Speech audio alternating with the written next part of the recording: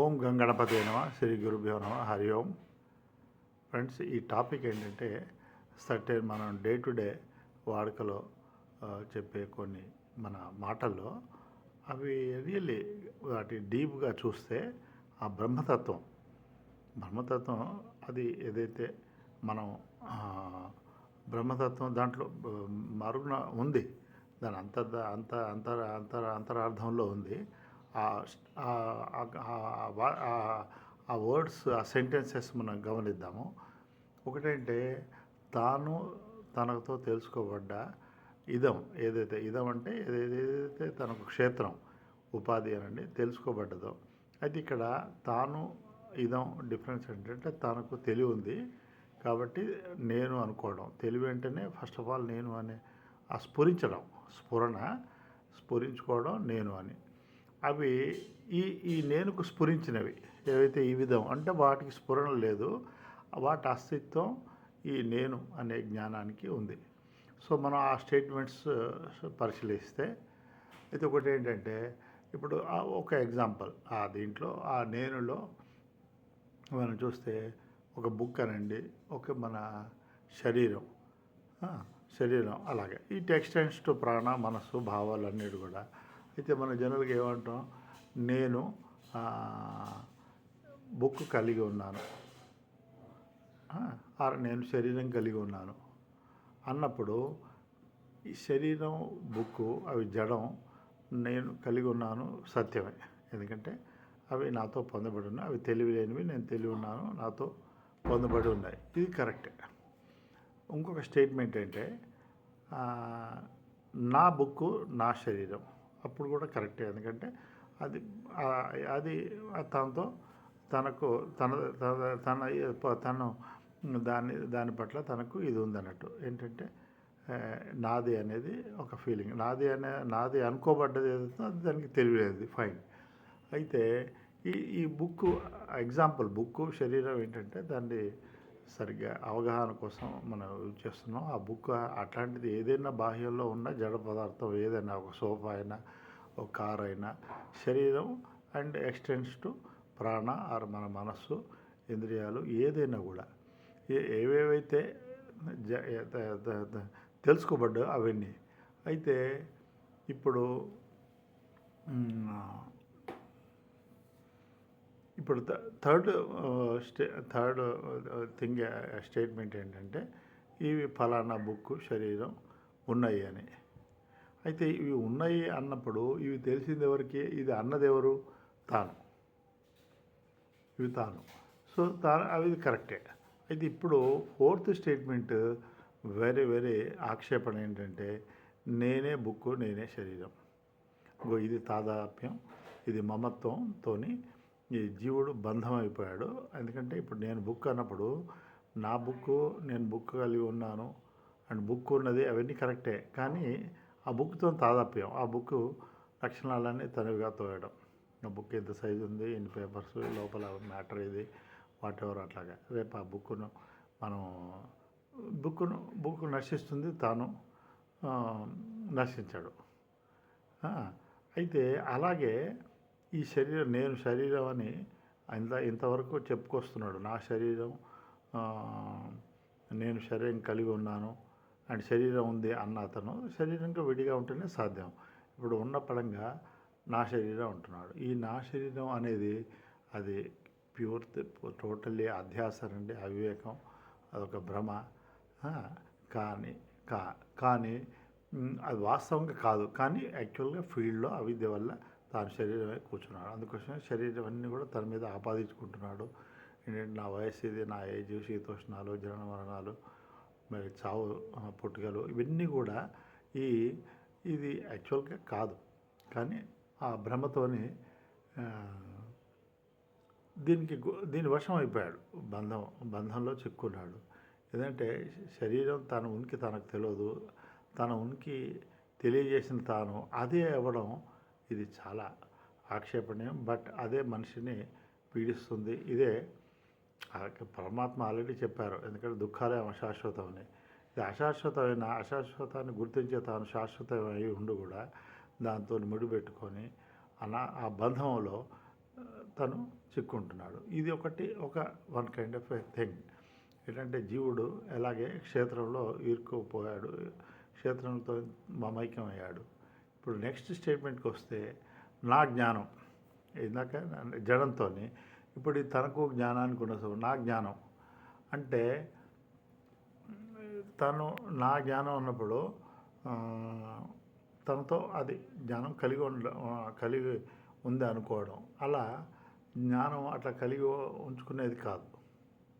ఎందుకంటే జ్ఞానాన్ని కలిగి ఉంచుకునేది జ్ఞానం ఒకటే. అయితే జ్ఞానాన్ని కలిగి ఉంచుకునే అయితే నా జ్ఞానం అన్నప్పుడు ఇదే అది తను కలిగి ఉండడం అంటూ సంభవించదు. అప్పుడు అయితే జ్ఞానాన్ని కలిగి ఉండేది ఇంకోటి లేదు కాబట్టి జ్ఞానం తాను ఒకటే. ఫైన్. నెక్స్ట్ స్టేట్మెంటు, నేను జ్ఞానం కలిగి ఉన్నాను. ఈ జ్ఞానం కూడా జ్ఞానం అట్లా పొందబడేది కాదు. అయితే జ్ఞానాన్ని ఇప్పుడు పొంది ఉంచుకునేది అది ఇంకోటి జ్ఞానానికి అన్యంగా సాధ్యపడదు. ఇది కూడా ఏం తెలియజేస్తుందంటే జ్ఞానం తాను ఒకటే. ఇప్పుడు ఒక స్టేట్మెంట్, జ్ఞానం ఉన్నది అని. ఇది ఎవరన్నారు? తానే అన్నాడు. సో జ్ఞానం ఉంది అని తెలుసుకునేది జ్ఞానానికే సాధ్యం. ఎందుకంటే జడానికి సాధ్యం కాదు, ఇంకొక జ్ఞానానికి అన్యంగా ఉండదు. ఈ మాట జ్ఞానం ఉంది అనేది నేనంటున్నాను, తానంటున్నాడో అందరూ, లోకంలో ఉన్న అందరూ వెళ్ళిపోస్తున్నారు. అయితే జ్ఞానం శక్తి కలిగి ఉంది. అది శక్తిమంతుడు జ్ఞానం. అయితే ఎక్కడెక్కడైతే శక్తి ఉందో అక్కడ శక్తి కార్యాలు ఉన్నాయి. ఆ కార్యాలకు కార్యాలు శక్తిని ఆధారం చేసుకుని ఆ శక్తి కలిగి ఉన్నది జ్ఞానం. అయితే ఎక్కడైతే శక్తి కార్యాలు ఉన్నాయో శక్తి ఉంది. శక్తి కలిగి ఉన్న పొంది ఉన్న జ్ఞానం అక్కడంతా ఉంది. అయితే జ్ఞానం ఉన్నది అని దానికి జ్ఞానం అంతటా ఉంది. అది నిరాకారం, సర్వవ్యాపకం. ఇప్పుడు నేను ఉన్నాను అని ఒకటి ఉంది. ఈ నేను ఉన్నాను అన్నది కూడా అన్నది ఎవరు? నేను ఉన్నాను అన్న నా జ్ఞానమే. ఇందాక జ్ఞానం ఉన్నది అన్నది నేను. ఇప్పుడు నేను ఉన్నాను అన్నది కూడా నా జ్ఞానమే. సో అయితే ఇప్పుడు దీనివల్ల ఒకటి ఏంటంటే తాను జ్ఞానం అవి వేరు కాదు, సజాతీయం ఒకటే. ఇంకొక పాయింట్, ఇప్పుడు ఇందాక అన్నట్టు నేను తను కాంది ఏదైతే ఉపాధితోని తానే అని ఐడెంటిఫికేషన్ కావడం ఏదైతే జరిగిందో దేహాభిమానం. అయితే ఇక్కడ కూడా నేను జ్ఞానం అట్లాగే. అయితే తాను జ్ఞానం ఐడెంటిఫై ఒకటే అని ఇందాక చూసిన 4 స్టేట్మెంట్లో కూడా జ్ఞానం తాను ఒకటే అని, ఇది కూడా ఫైనల్. అయితే నేను జ్ఞానం ఒకటే. అప్పుడే ఈ పైన చెప్పిన నా జ్ఞానం, నేను జ్ఞానం కలిగి ఉన్నాను, జ్ఞానం ఉన్నది, నేను ఉన్నాను, ఇవన్నిటికి కూడా వ్యాలిడిటీ ఉంటుంది. అయితే ఈ నేను జ్ఞానం ఒకటే. అయితే ఇప్పుడేమైంది? జ్ఞానం నిరాకారం అంతటా ఉంది. తాను ఈ 5 భుజాలున్న ఈ పెంటగన్ ఈ పరిధిలో ఉన్నాడు ఇప్పుడు తాను. అయితే జ్ఞానం తాను ఉన్నాడు కరెక్టే, కానీ ఫీల్డ్లో ఏముందంటే తానుకు జ్ఞానానికి ఇది సంబంధం, కొరిలేషన్ లేదు. జ్ఞానం యాక్చువల్గా అక్కడేమో తాను శరీరం కాదు అయినప్పటికీ కూడా అది ఎస్ అయిపోయింది, శరీరం అయిపోయాడు. ఇక్కడ తాను జ్ఞానం ఒకటే, ఎస్, కానీ నో అయిపోయింది. ఎందుకంటే అంత మునుపు అక్కడ శరీరంలో అది దాంట్లో లాకప్ అయిపోయింది. దానివల్ల ఇప్పుడు అది బయటపడాలి. అయితే ఇప్పుడు ఇక్కడ తాను జ్ఞానం ఒకటైనా కూడా అయితే తను జ్ఞానం నుంచి విడిపడ్డాడు, జ్ఞానానికి చ్యుతి పొందాడు. తను జ్ఞానానికి అన్యంగా ఉండాడు. ఎందుకంటే అంత మునిపే ఆ చ్యుతి జరిగింది. అయితే ఇప్పుడు వీటి కొరిలేషన్ ఏంటంటే జ్ఞానం జ్ఞానం ఉంది అన్న నేను ఉన్నాను అన్న జ్ఞానం ఒకటే. అయితే ఇప్పుడు నేను జ్ఞానం కలిగి ఉన్నాన్న క్వశ్చన్ ఫస్ట్ ఇది ఒకటి క్వశ్చన్. అయితే ఏంటంటే జ్ఞానం తాను ఒకటే, కానీ అది అది ఏదైతే వాస్తవమో తన పట్ల అది అవాస్తవంగా ఉంది. అయితే ఇప్పుడు దీని నుంచి మనకు ఉపశమనం ఏంటంటే, అంత మునుపు జరిగిన ఏదైతే తాను ఏదైతే జడంలో తానని భ్రమించాడో అది కాదు. ఎందుకంటే దాన్ని తెలుసుకుంటున్న తాను అదంతా శక్తి కార్యం, శక్తి ఒక కార్యం, శక్తి కూడా తాను కలిగి ఉన్నాడు కాబట్టి శక్తికి ఇది నశించదు, తాను కూడా నశించాడు. అది శక్తి కార్యాలు నశిస్తాయి. అయితే తాను ఆ విధంగా ఆ ఫస్ట్ ఏదైతే ఉందో దేహ తాదాప్యం నుంచి విడిపడ్డాం. ఇప్పుడు దేహ తాదాప్యం విడిపడ్డాక ఆ లిమిటెడ్ జడల నుంచి తాను విడిపడి లిమిటెడ్ జ్ఞానం అని తెలుసుకున్నాడు. అంటే జ్ఞానానికి తనకి రెండో స్టేజ్లో మనకు క్లారిటీ వచ్చింది. అయితే తనతో పొందబడిన జ్ఞానం